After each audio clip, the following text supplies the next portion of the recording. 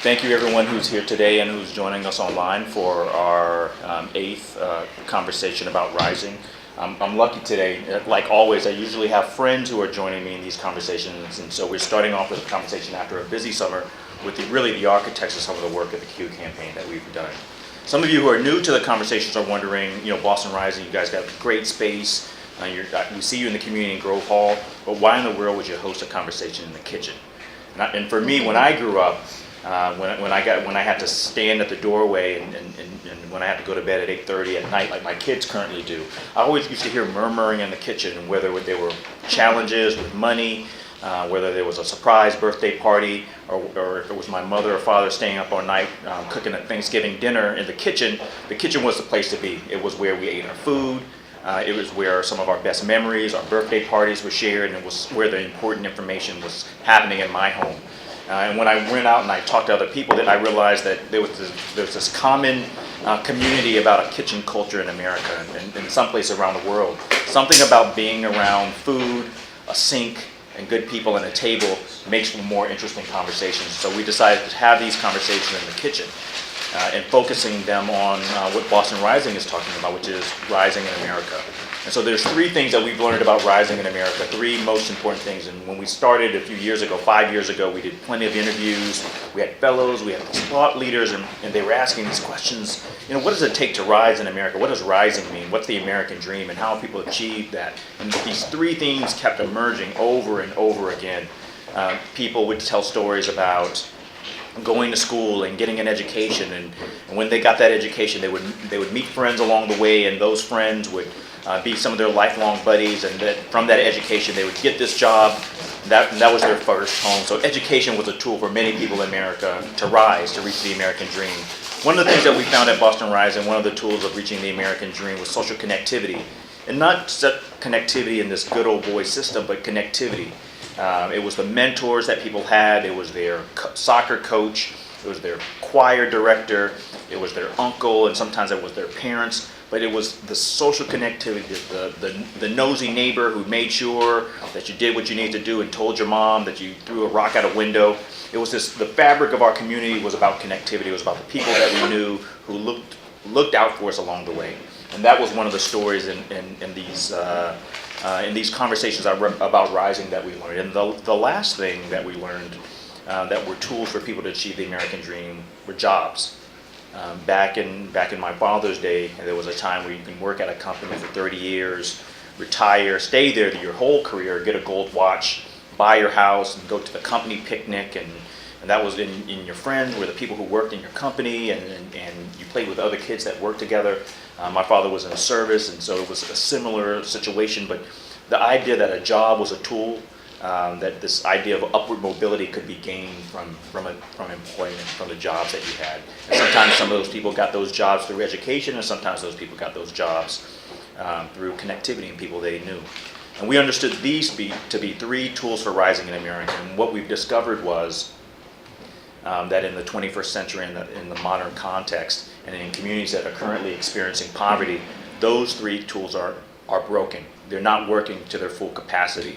In schools and neighborhoods that are experiencing poverty, schools are not tools for rising. In Boston alone, we have a 45% dropout rate of children who go through Boston public schools. So the idea of a public education as a tool for rising isn't necessarily a reality for people who live in our city, and particularly for communities that live in poverty. One of the things that we discovered nationally, we fluctuate around an 8% unemployment rate. In Massachusetts, we're fortunate. Sometimes it gets lower. Sometimes we're teetering around high 6s and 7s. But in communities like Grove Hall, we're really teetering around a 30% employment rate. So people who are unemployed or underemployed, 30% in communities that are experiencing poverty. So this idea of jobs as a tool for rising isn't working. And what we've discovered from our research and from conversations, that when communities have a high unemployment rate, when communities have citizens who have a high dropout rate, emergence of other things such as gangs, crimes, folks getting evicted from their apartments and homes, when those things exist in a community, the social fabric of a community is broken, and the idea of social connectivity in the community, the nosy neighbor who would tell your mom that you threw a rock, the old lady that you would help across the street, or the gentleman who owned the bodega who would give you some food on credit. those things don't exist in communities where these things exist. Crime rate, poverty, dropout rate. And so what we understand is the fabric of the community, the social connectivity of a community is fractured when these things exist. And here at Boston Rising, we say it's the truth about rising in America. And so not only do we want to know what it takes to rise in America, we want to uncover the truth.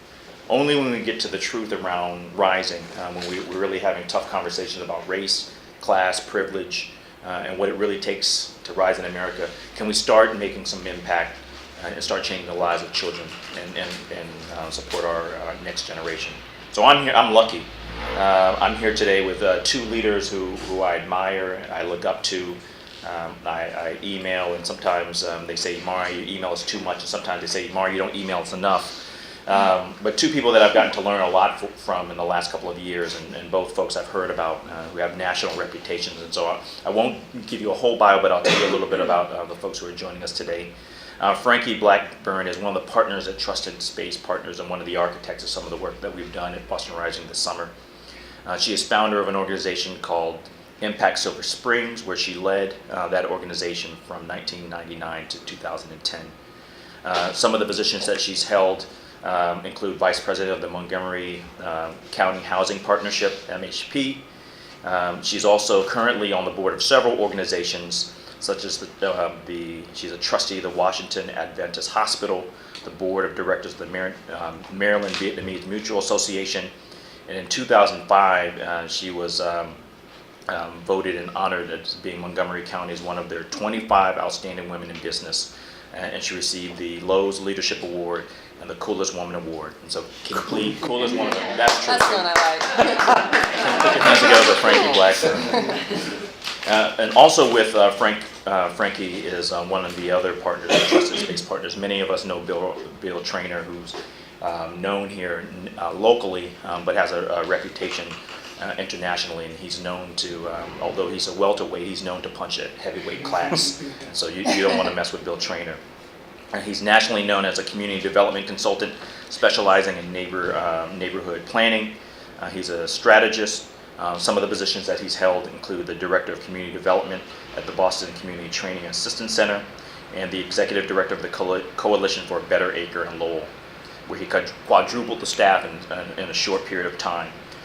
Bill has been honored with many and numerous awards, and he's authored many published articles and periodicals. And he was a Lowe Fellow at Harvard University in 1998. He was also one of the leaders and founders of Lawrence Community Work, where he grew the organization of a staff of 2 with a deficit of too much money to ultimately a staff of 45 folks operating with over a $2 million budget. So please put your hands together. Welcome Bill Taynor.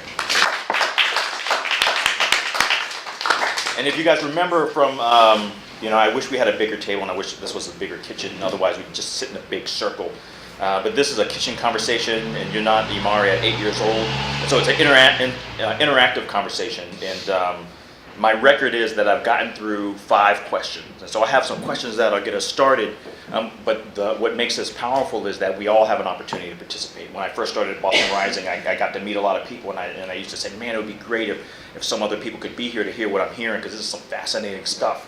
So it just so happens that you get to be here, and not only do you get to be here, you get to talk. And so if you have something to say, just give me a little nod signal, and I'll call on you, and we'll acknowledge your question. But this is only more powerful if you guys interact and ask some questions. So I'll start off with the first question, and then feel free to jump in as we go along. Bill, Frankie, I talked about the context of rising in America and some of the truths, and we've recently heard some of the candidates talking about different people in America being dependent on different circumstances, and one candidate talked about 47% of America being dependent on America. So that he has a view of America and rising in a different way. One of those truths about rising in America is that for those of us who rise, we have to make difficult choices. And sometimes when you come from circumstances that are in poverty, like in Grove Hall in some circumstances, or you come from working class communities, the idea of rising means leaving people behind, leaving your neighborhood behind, leaving your friends behind, and sometimes even leaving your family behind. Did you face those kind of choices when you think about your rising? Were those some circumstances that were real to you, and how do you respond to that question? Yeah, I mean, I think that's true. And so I grew up in Lawrence, Massachusetts, and big Catholic family, a lot of kids, and my family was house painters, and I started as a house painter. I was about 12, and working class family in a pretty much a working class community, but on the decline. Had been on the decline actually for probably 40 years or 50 years. It was an old industrial city that had never really kind of reinvented itself. But when I grew up, things were still kind of intact. It was before, some of you young people, before shopping malls and a lot of other things that we take for granted today. So we had a downtown, and we had, it was still kind of an intact place, but things were changing right around that time. We lost our downtown, lost the last manufacturing jobs we had, and Latinos were moving into the city. And so there was a story about Lawrence that I grew up kind of as a kid hearing, which was that the Puerto Ricans were ruining Lawrence. And it was an article of truth, because there were enough Latinos moving in to this pretty white ethnic community for you to kind of see them in school and other places. And in fact, in the high school we called them race riots, but they were really like just dust-ups, and so there was this tension, and so one thing that happened to me is that I wanted to play sports, and I tried playing football, but it was too serious for me. So I played soccer because I knew I could get on the team. But it put me on a team with Latinos, right? And looking back on it, it was probably one of the only spots in Lawrence that a white kid like me would choose to be in a spot with people that were not like me. And in the course of that, I learned that there was a different story. First of all, there were no Puerto Ricans on this team. Puerto Ricans don't play soccer that much. I mean, it was mostly South Americans and Central Americans, and I'm like, I haven't met a Puerto Rican, but I've met, and I spent time in their houses, and they spent, and so there's this other story, and it opened a crack between, or it punctured a narrative for me. And I didn't know that then, but I know it now. It punctured this narrative, this paradigm for me about what the story was about why we're failing, why we don't feel good, why we're losing jobs, why we feel like we're losing our community. And I didn't have another narrative to replace it, but it definitely destroyed that narrative.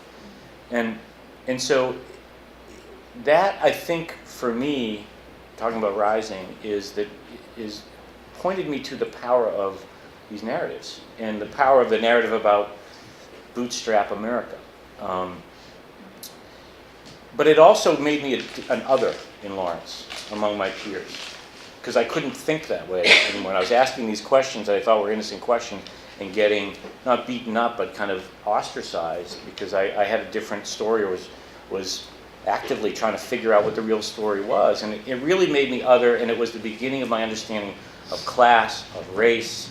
Because if you grow up and live in Lawrence as a white person, you don't get any other story. You don't see the outside world. And that's true of most communities. That you get one story. And unless you puncture that story or somehow get jettisoned out of there, you don't get another story. So for me, that was the launching pad for me to understand that there's other stories out there about injustice and about why communities fail and about why I don't feel like I have options in the world, why I'm going to be a painter for the rest of my life, and and all those things. And so that made me other and sent me on a path where I did leave Lawrence. I went to college, first one in my family to go to college, and ended up living in Cambridge of all places for many years, and went on to do other things. And then ultimately I went back to Lawrence to start Lawrence Community Works and do that work. And it was kind of partly a nostalgic journey. I needed to go back and kind of reclaim my place, and I did go back. We did great work, but I didn't reclaim my place. I still feel as much an other there as ever before, especially around the people that I left, my family, kids I went to high school with, and so on. And I mourn that. I mourn actually not having a place that feels like a home to me, because I felt like because I punctured that story, I had to leave. That story, by the way, is still very much intact out there. People have left Lawrence, but they've populated southern New Hampshire and the suburbs, and it's incredibly palpable and really sad. So yeah, I've experienced that, and I think that's what people do experience a lot. Just saying hi to Deborah, came in. So my story is a little different, and for me, because I feel like I did have a moment of a difficult choice, but it was pretty late in life, because I'll just go ahead and share. I'm 53, and this happened more when I was in my late 30s, almost 40. And since this is about the truth about rising, and this has been I've been around this word rising for a long time now, this last year. This is one of my moment to tell my truth. So for me, rising, and I'm rising, and I will have risen, and I'm not there, when I can practice something that I call powerful love on a day-to-day, minute-by-minute basis. So I believe that power and love are the same, different sides of the same coin. And for me, I define power as my purpose of being here, why I'm on this earth. And I define love as my understanding that you and you and you have different purposes, and you may be different from me, but I am interconnected and interdependent on you in order to fulfill my power. And so I was blessed to be born in a family, a very nurturing Methodist minister daughter, culture, family, lots of privileges in terms of education, exposure to the world. And I end up early in my life being what you would call a do-gooder, white do-gooder social activist, and really clear about my purpose, what I was going to do. And marched on up to Washington, D.C. from North Carolina to change the world, and really had that sense of personal power. But where I've struggled, and this is getting to the place of my difficult moment, my difficult choice, is really understanding this notion of love being connected with other people and other people's power. And so if you had seen me in my 20s and 30s, you would have thought I was pretty good at loving the other. I ran a prisoners' rights project. I organized homeless men to advocate for a new homeless initiative in their community. I worked side by side with tenants to try to redesign their housing and make it better. The list kind of goes on and on. But there came a moment when I realized, and it's actually were a bunch of little stories that came together. One of the most easiest one to tell was when I was helping rehab an apartment building that was in a really bad shape, and there were all these recent immigrants from Ethiopia. And it happened to be from different sects themselves, and they weren't connected to one another, and they certainly weren't connected to us do-good housers that were coming in to make the housing better. And I realized in this intimate role of replacing the plumbing for all these folks and being with them day in and day out, that I wasn't there to do anything that great for them, given their stories and where they had come from. And in fact, they ended up really enriching me in this really powerful way.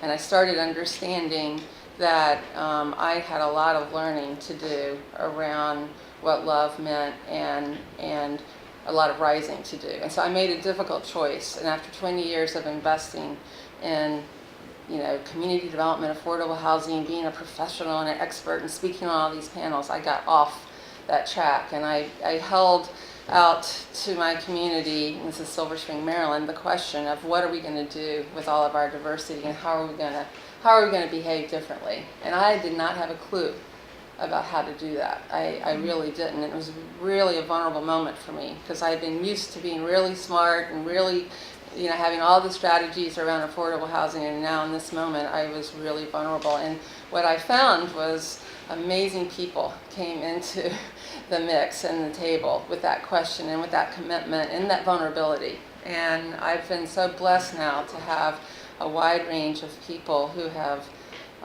helped me in this journey and helped me rise in understanding, I'm not there. I got a lot of, I hope you guys are also helping me. We're helping each other, a long ways to go, but how to really hold my personal power and my love, side by side, day by day, and connecting with the world. So. I mean, you guys both talked about being being from Lawrence and seeing the community change with other groups of different national origins who speak different languages, and maybe moving from the deeper south to DC. You know, DC is a diverse city, and there's a large Eritrean, Ethiopian, and significant African American community. In your experiences, working in our sector, thinking about supporting people to rise, thinking about the barriers that impact other communities. I mean, what has been your experience of both coming from communities that had humble beginnings, and the differences between communities of color who also are trying to do the same or attempting to do the same? What have you seen as been the biggest barriers to their rising, to them reaching out to achieve the American dream? Well, I mean, structural racism. I mean, it's an objective condition. It's not subtle. It's not hidden. It's not called out enough. It's not acted on enough. But it's the currency of American stratification, in my view. I mean, other civilizations have had other currencies of stratification, caste systems, class systems. In America, class or whiteness is the currency of stratification. It's that's how the place organizes itself. So that's huge, and I think I have a bit of internalized oppression coming from an abusive household, but I don't come from generations of internalized oppression that comes from external forces, and that's powerful stuff. And I know that when we had conversations a few years ago among the fellows here about race and you were very active at kind of helping bring the history of Lawrence, race history of Lawrence to the table, so that we began to get steeped in not some general idea of that, but a specific idea of what has been the experience of African Americans and what are the experience of Africans, or the experience in this place, and how do we see race and internalized oppression show up every day in the work, in our attitudes, in the solutions we pick, in the interactions that we have that feel positive or feel disappointing, all of that stuff. I feel like we just are scratching the surface of that in terms of, and I didn't like this rising class thing when I first heard it. It came from sideways. Hold back a little bit. Tell us how you really feel. It's like getting smacked upside the head. I didn't like it, but there's a lot I didn't like about it. But what happened when that was put in the middle of the table was, and I remember Brittany in particular saying, I was out with my friends the other day and we were talking, and I brought it up and said, well, am I part of the rising class? And it led to this really interesting conversation. And I thought, well, if it leads to a really interesting conversation that lets us get at the truth of this, and as I was saying earlier, kind of penetrates or bursts that other narrative, then maybe it's an awkward way into it, maybe it's an elegant way into it, I don't know, but it's a way in. So my response is that I think it's deep and really powerful, and we're just kind of scratching the surface. But I think these conversations are really important for us to have, about the rising and how different people from different circumstances rise and experience that. Do you think we can talk about rising? Do you think we could talk about poverty in America without talking about race? No, I don't think so. Yeah, absolutely not. I mean, I agree with everything he said, and I got to experience living in a community that many would say most of the structural racism had been removed.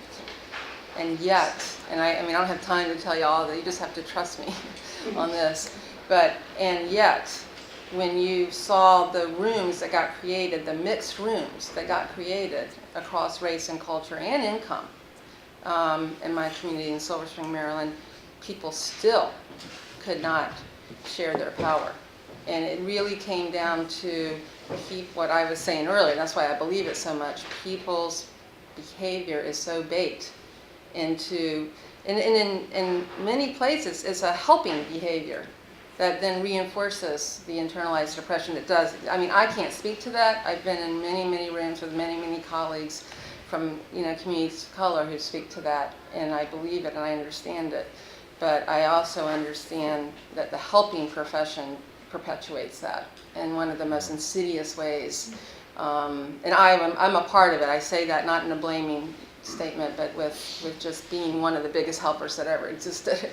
Frankie, could you elaborate on that? That's a very interesting concept. How helping. Yes. So y'all help me. I have something I can say. What do you think? Mhm. There's actually an article that I was given to me in grad school recently. It's called "What's Wrong with Helping," and it has this whole theory behind it. But the gist is that if you're helping someone, what you're kind of saying indirectly is, "I don't think you can do it for yourself." I agree. Yeah. Yeah. And there are, what's different in the last 40 years is that there are huge industries, helping industries here that dominate the interface between, or how people access good stuff or any stuff. So the social work industry, which used to be a handful of professionals who were inventing on the street, is now an industry that has traditions and protocols and is heavily steeped in a medical model of service delivery and helping. Community organizing has done the same thing. Community development has become more professional over the years and has adopted some of those kind of habits and traditions. We used to call them habits of detachment, which allow you to be protected by your professional status and detachment. Your need to confidentiality, for instance, is used as a habit of detachment in places where it's not needed. At Trusting Space, I mean, we have a mantra that's called, we say, be human first in every interaction. Be human first. We can always bring in the stuff we can't do, the barriers we have, the confidentiality issues, but be human first and then move out from there, as opposed to being professional first, being the social worker first, being the executive director first, being the community organizer first, which is what happens in communities. There are literally thousands of those interactions every day, which continue to bake in this version of internalized oppression in our view. Do we listen as professionals to the people that we want to help? We listen to look for the answer that we think already exists, to validate the answer that we think we have. We come into most settings having a conclusion, and then we listen to validate that, in my opinion. So one of the strategies that I've tried, is to help us all of us really, in both sides bring problems with listening, is to really understand what real, true listening is, which is putting yourself in the other person's shoes, really. Helping them define success. Right. Helping them, but then also listening to how you might be, either supporting or inhibiting that too, right? I mean, I've got my success still of being a good neighbor. I was in a meeting earlier this week that something similar to this was brought up, and somebody made a comment that said, we keep putting Band-Aids on problems that actually need major surgery. And that to me resonates with this whole service and helping. I just want to hear your thoughts on what you think the major surgery is. Like, if you were the surgeons, what would this major surgery look like? Well, I'll say something and you can add. For me, this is why I am so interested in just the basics. It's about taking the soil that exists in our communities, throwing out the soil and putting new soil down. And the soil is helping us have the basic behaviors and habits that allow us to connect, feel affirmed, listen, reach out, trust, at a very basic level before we do even talk about issues and problem solving. Because every time we skip we've all lost, for the most part, the ability to do that. We have atrophied muscles, in my opinion, and we need these new muscles. And some people hear me and they think, oh, you're just talking about soft stuff. I'm like, no, like, this is like the core. And then we'll get to the hard stuff, whatever that, problem-solving stuff is. But that's how I interpret major surgery. But that person may have a different idea than I do. Yeah, the surgery doesn't work, that analogy doesn't work for me, because it's still a medical model. It's like, and are there things to fix on the planet? Yeah, for sure. But I think, that the problem is you don't have the raw materials to really fix anything. And we would define that as, do people in a given place have the expectation and the capacity and the infrastructure to connect as human beings, so that you can solve problems, resolve differences, invent stuff that's genuinely good, as opposed to just delivering the products that HUD and others would have us deliver. Where does that kind of creative problem-solving energy, capacity, and infrastructure come from? It can only come from, and we know this in our lives. And you know what? Middle-class communities know this really well, and that's what they invest in. They have the clubs. They've got it's not something we don't know. It's just that when we think about poor people in poor people's neighborhoods, we suspend our judgment about what is human and what's not human. We suspend all of our instincts that we have about what I would do, what I would want to be part of, what rooms I would stay in, linger in, enjoy. We suspend. We have horrible meetings in horrible rooms that we would never spend 10 minutes in if we had a choice, and we're creating these for others. That's what's broken. And our experience has been, and it's limited experience, but when you create rooms that are really designed for human beings, starting with the instincts of would I want to be there? Would I bring my mother? Would I bring my best friend to this room to spend this afternoon? Would it be worth it? Would it be something that would really feed them? Starting with that, just that. Doing that enough changes things. It creates power. It creates groups of people that want to work on issues, groups of people that want to go to City Hall and build things, and groups of people that want to solve problems, groups of people that want to go deep about race. It creates that kind of environment for a lot of people to do a lot of different things. And so that's the difference. Can we be stewards of a different kind of environment? And I don't know if that's surgery or homeopathic, or some kind of like roofie or like I don't know what it is, but I don't think it's surgery. Well, Bill, when you had that ponytail a few weeks back, I got my back to school haircut, Okay. that would have been right down your alley. Frankie told me not to say anything about it, but I'm sorry. And I think you're absolutely right. You always hear the story of the single mother living off of $300 a month. She joins an organization or a program, and the first thing we want to do is give her a budgeting class, right? And so I don't live off $300 a month raising 3 kids, but I think a woman or a person who's living off of $300 a month with 3 kids, budgeting class might not be the first program that we need to do, and it's something that I think of and it keeps ringing in my ears. Somehow we struggle with trying to humanize what we really want to happen to us when we create programs for other people. I think I just couldn't leave this room without thinking. I always hear this analogy. Okay, you want to create an environment. The first thing you do yourself is stop smoking immediately. Like you stop smoking before you start this stop smoking campaign. So, like, what would be something that if folks are really concerned about changing the paradigm of how we think about the community, like if we could leave some nuggets, it's not the closing, but I'm just curious, what could people do today to bridge that connection? I think Frankie, you refer to it as almost this ground layer of work. It's not a program, it's not this complicated surgery, but it's really back to the basics.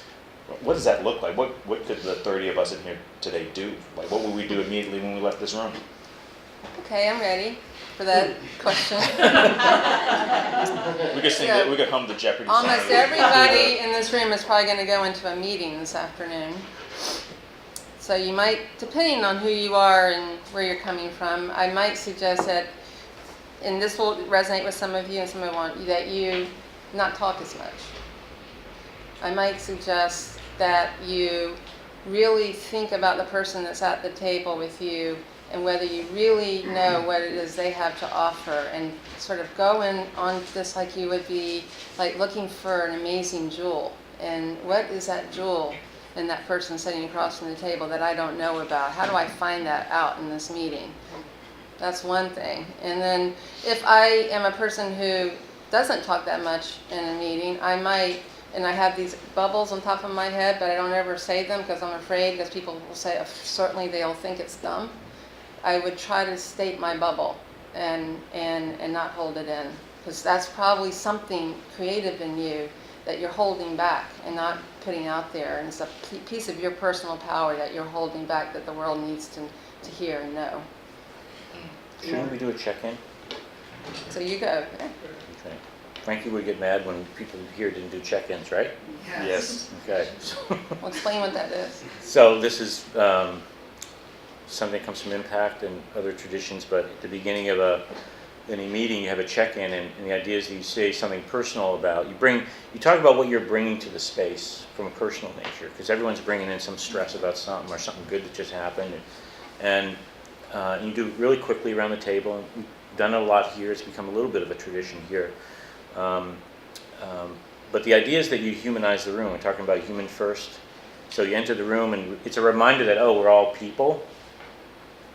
We can put the hats on in a second, but for this moment, we're people, and it has it can not always, but it can have a real important impact on the space, on the room. And it's the kind of thing that if you think about that happening 1,000 times versus what doesn't happen 1,000 times in a community every day, it could change things. But I want to reveal something about us, because we're personally connected and we're connected in work, and we've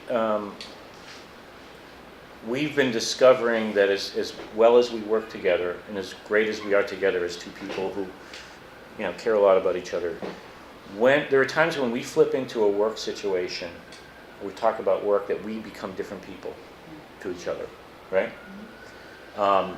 And it's very weird. It's very strange. And the closer you get with someone, the weirder it becomes, because it is kind of like boom, And so we've been reflecting a lot about that, because here we are talking about what we're talking about, right?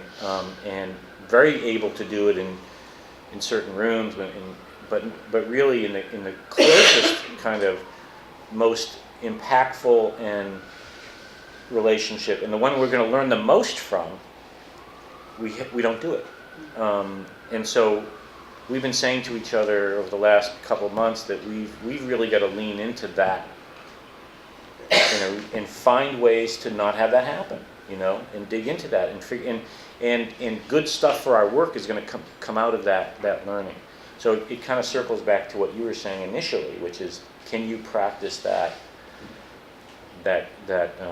power and love, as a human being every day, and being reflective and aware of when it's not happening. So I just wanted to share that with you, because I think it's an interesting part of our life right now and how it connects to the work. First of all, I really agree with what you said about the environment kind of shaping behavior. But I also agree with the part where you talked about checking in. I think part of the problem that really exists here and everywhere else is that people don't explore what they have in common. Everybody's worried about what the differences are. And I always encourage young people, particularly, that's what I've worked with for the last 30 years, is figure out what you have in common. I mean, for me, I'm a cyclist, and so I do long distance cycling. Now, if you go up in Roxbury, parts of Roxbury, you're not going to find people that do a lot of long distance cycling. But I might go over to Cambridge, and I got everybody does long distance cycling. And they might have a different color, different ethnicity, but until you explore that, what you have in common, I think there are always going to be major differences. Because we have far more in common than we have differences. Yeah. Yeah, and I think the spaces that, some of you have been to the marketplace, the weekly marketplace in Grove Hall, which we did this summer, was very much a place where the point was to explore those things that are similar, those similar interests, and also get to a point where we're exchanging in real time, real things. Advice and favors and all that kind of stuff, because there is so much bandwidth that we have that isn't explored. We sometimes talk about it as unrevealed value, that if you looked at this country, from just a value standpoint, in terms of how much are we producing for the universe, for the planet, based on the marketplaces that exist to kind of find, reveal, and exchange that value, it's probably 20% of what we got. Because all those gifts that are buried through structural racism aren't part of any marketplace, right? Or a part of the dynamics when we're just focused on differences of all kinds and not part of the marketplace. And so the idea is, the rising class needs different marketplaces where we have a deeper, broader, more revealing kind of exchange. We don't need more meetings. We don't need more programs. We need more marketplaces. I think the other part of that is that I think that because America is so strong in marketing, that we look outside of us in terms of what success is. But if in fact we look internally in terms of our own success and our own values, I think that we'll move along a lot further. Yeah. I grew up in public housing. I had mom and dad, luckily, 4 sisters and a brother, and we had 3 bedrooms, 1 bathroom. Okay, then I had a chance to go to boarding school, and there was a lot of space. I think the space really determines how much you can grow. Mm. I mean, it's talking about mentally, not just physically. For sure.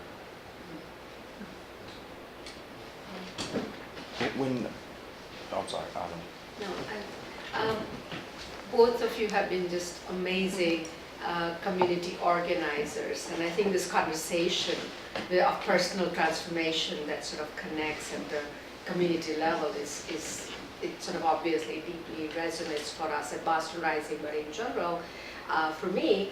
And I think the question I have is in this country, we talk so much about sort of, the American dream is about individual freedom and individualism and everything that, as an individual, what we can do. And I think it would be really helpful to see how we can build the community ethos and community transformations that obviously comes from personal transformation, but that community doesn't get left behind, that community goes with you. Yesterday I was in Washington, D.C. for this Opportunity Nation conference, and sort of there's a whole different kind of a feeling because everybody was feeling like we are trying to create opportunities for people, but I still kept feeling that it is about individuals and not about communities. And coming from India, and where sort of a sense of community is more prevalent than individualistic. I mean, I remember coming to this country and people would say, what do you want? And I always had a hard time saying, I want this, because I was taught to think, what do we want, right? So there is that, how does one really build those ethos that we need to see in our communities? Well, we keep giving you guys easy questions. Wow. I mean, I think we have to help people experiment with the we in places that are small and successful before they move to the next bigger we. So the place that I was holding out a lot of hope for and sometimes get frustrated by, but was in the school system where you've got mixed communities and parents who, white in particular, white, middle class parents who have made a deliberate choice when they could have moved out of the school district where it was not as great a mix. I still hold out hope, and I've done a lot of experimenting in these mixed schools. It's harder than it seems, but to me, like around the nexus of parents and kids and schools, helping people understand the we. And we were getting somewhere with, with white parents not just thinking about their own kids' education and being more interested in everybody's success in this one school as opposed to just their kid. So that's an example for me where I would like to keep digging at. I'm not sure if that's answering your question, but So you have to begin somewhere. yeah, And- it's very practical and small, Yeah. right in your And, backyard. and simple. Right. I think we often design elaborate solutions to what is essentially a simple but hard thing to do. What it takes is not complication. It takes intentionality to kind of get to something that feels as organic as possible. And I think that's what we work on a lot, is how do we kind of deconstruct all this kind of elaborate community building and placemaking stuff and try to, allow to live rooms where people feel good. And a lot of that's indirect. A lot of it's not about the issue or about the project. It's about being in a space where people get to meet other people they don't know, or just feel comfortable and trusting of the space. Be able to say what they want to say, be able to have the conversation that they want to have. That space just doesn't exist enough, And Monday night we had a nice meeting with some of the folks from Grove Hall, who were people that came to the marketplaces regularly over the summer, and asked them, what did it mean for you to be in these marketplaces? And if you heard what they said, it was all very human stuff. It felt like home. I felt like I was in a trusted place. I felt like I could say what I wanted to say. I felt like, I met new people. One guy said, 6 weeks ago, so what's the difference between now? He said, well, today, he said, I saw you on the street, and we had something to say to each other because we met here. That's the difference. Now, if you're a big foundation, you may look at that and say, well, all right, so what? What? So what? That's what we get a lot from the foundations, right? So what?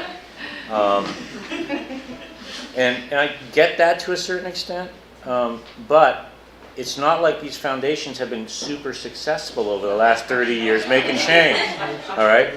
So the so what is, well, maybe you should try this now. That's the what. Because the other stuff you've tried has not worked so well. Not too many people know about that because there's no oversight on these foundations, but if they did, they would know that you've experienced colossal failure over the last 30 years. And so, yeah, you might want to pay attention to some of this stuff that, in a small way, actually works. That's my answer. And that was a tangent and a sidebar, and maybe we'll cut out of this, but... It's live. It's live? Yeah. Where's this going? Cutting out. Got cut. It just got cut. You want to cut it out? Okay, it's cut out. And so I'm getting the heat on my neck from Brittany that we're running out of time. And so actually I was thinking about ending this different and really taking a suggestion, which was, we didn't get an opportunity as a community here today to check in. But I'm wondering if we can check out, and I'll actually let you guys do the last check out. And so, so maybe if folks can go around the room and say one or two words around what they felt like, what does the space feel to them, and what did they feel like they're leaving this room with, and if we could get maybe someone behind me to start us off. I'll start. I'm sorry. So I invited my boyfriend here today to see sort of what I do, and I was just so proud to get somebody sort of out of our sector actually listening to what you guys. It's cool. I'd like to verify it less. Yeah, I've listened to these conversations over the past couple of months, and I feel like every time we all come together, there's more discussion around the truth about rising. There's always more to say, and there's always more people to hear it, and more people to get involved in the conversation. So it's nice to see how the conversations have some common themes, but there's always such great, innovative, creative ideas being put on the table around these issues every time people talk about it. but it just makes me think it's so important to have them, and it should happen more in more spaces because it is important. Yeah, just, spent a lot of time with you too, so it's always great to spend time with you. But to see you in this setting and to listen to what you have to say is, I always find some nugget of profoundness when you guys say. You always say something profound, so it's always great to actually experience you guys in a different setting. So very cool. It was good to hear you talk about the self as a place of power, because I feel like that's the most leverage we have, and it's the one we pay most attention to when we're trying to change everyone else. So it's good to hear someone else say it. Listening and how much time it's going to take to create larger community transformation, that it is as many benchmarks and as many measurements we put out there. There is a lot of time that we will have to put into making the shift. Pass the ball to you. Yeah, so I'm happy I came today. It gave me an opportunity to be a little bit more deliberate about thinking about something I don't get to think about very often. So I'm glad I got a chance to do that. Thanks for having me. I feel very hopeful about the conversation and about hearing what you guys had to say about rising and about the differences in our communities. And what I really take away with this is the power and love connection. That's something that will certainly sit with me for a long time. So thank you.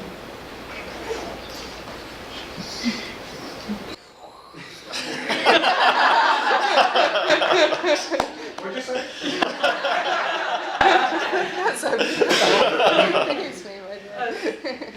The soil and the basics. The soil and the basics.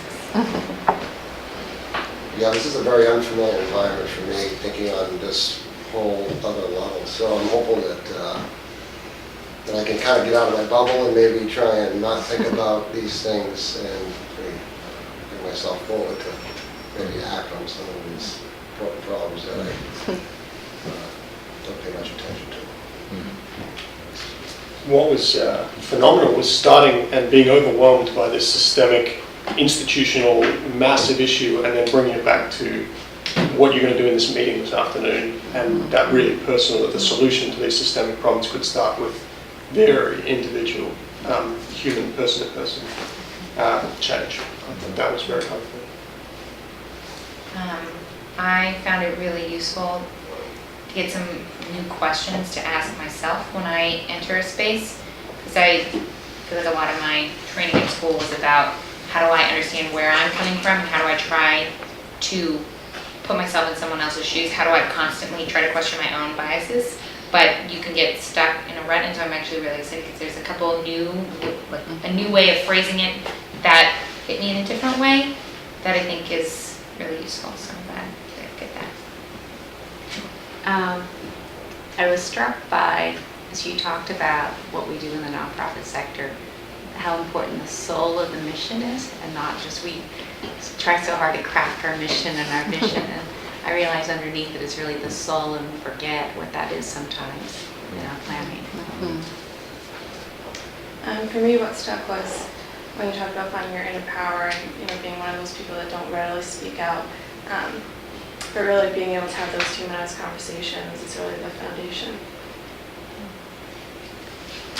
I am actually refocused as a service navigator and an advocate to make sure that while I'm advocating for people, that I don't handicap them, but empower them. You sure you want me to answer? It's about personal involvement. And I was very happy to hear the professionals say that it's not about dictating a solution, it's about working out a solution with the person who is very intimately involved, and it's empowerment and listening.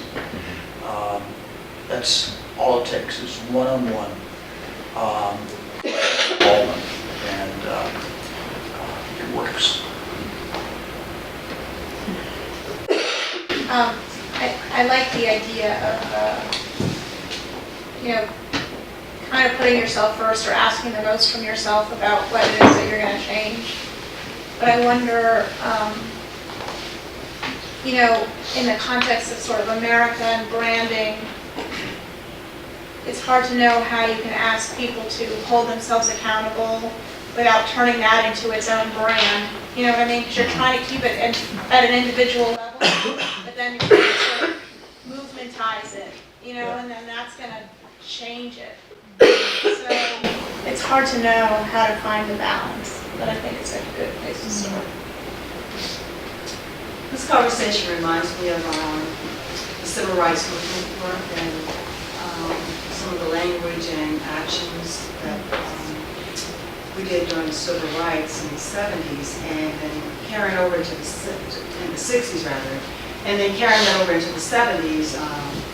You know, just really rebuilding communities in New York City. So it just seems, I need to go back to some of those practices and thoughts and reflect on that and what worked and what didn't work and bring it to our work in today's times.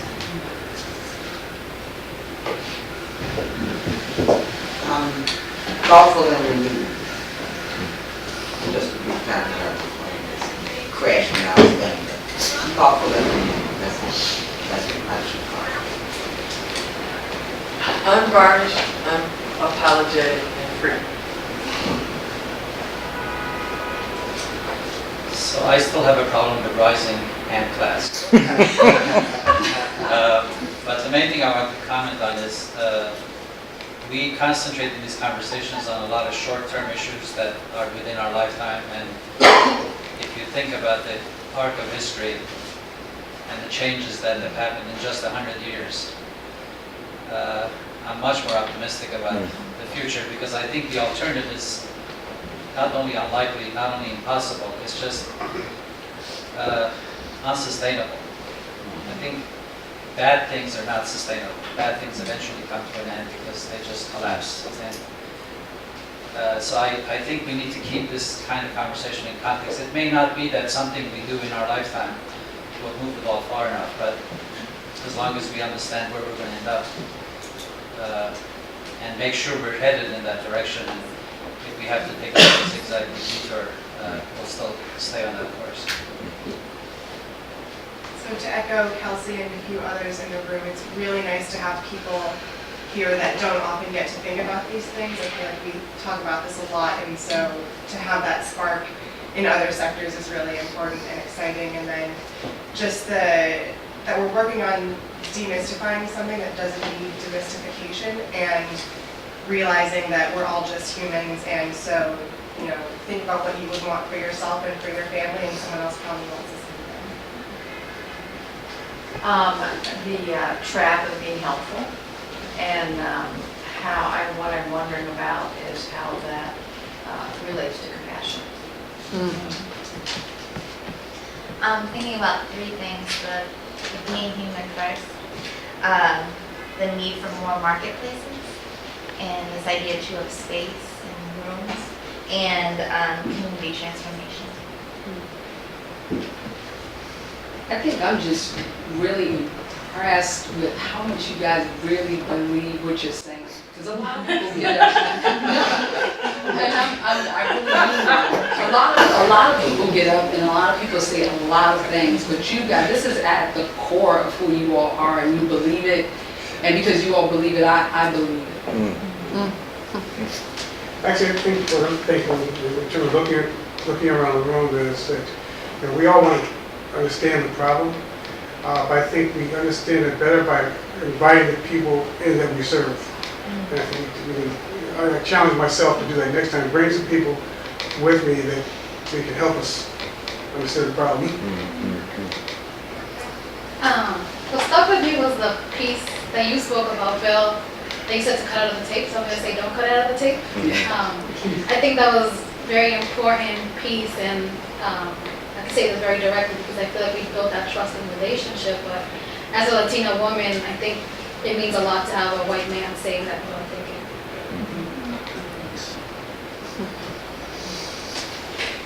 Well, first I thank you for listening, because there are days when you can feel crazy holding these kind of views, so thank you for listening. My question is what you were saying, is this balance between speaking the truth in love and compassion, and what is that balance? And then my practical question is, how do we do the equivalent of Weight Watchers or AA for this without ruining it, what you were saying a minute ago. So I invite further discussion on both of those. And thank you. Thank you, Amari. Thank you. Also, and you kind of put something in my head, which is a little bit negative, but just how when you dig deep into your culture for the raw material to use to solve the problems of, we have some stuff here in this country, but building community isn't one of those things we're not steeped. We really are steeped in kind of individual action, or at least that's the story. And so I just wonder. It leaves me wondering where the raw material comes from, or a lot of what we're doing is trying to overlay, at this point, ways of doing it that makes it hard. So just find my brain spinning about that. Yeah. And my checkout would be, I feel incredibly encouraged and loved. I just feel a lot of love in this room, and that's and I think for me, it's a great place to be right now. I want to thank everyone who was able to spend their time with us today and hear this wonderful conversation. Thank Bill and Frankie for sharing a little piece of their knowledge and wisdom and experience. Thank you guys. Thank you.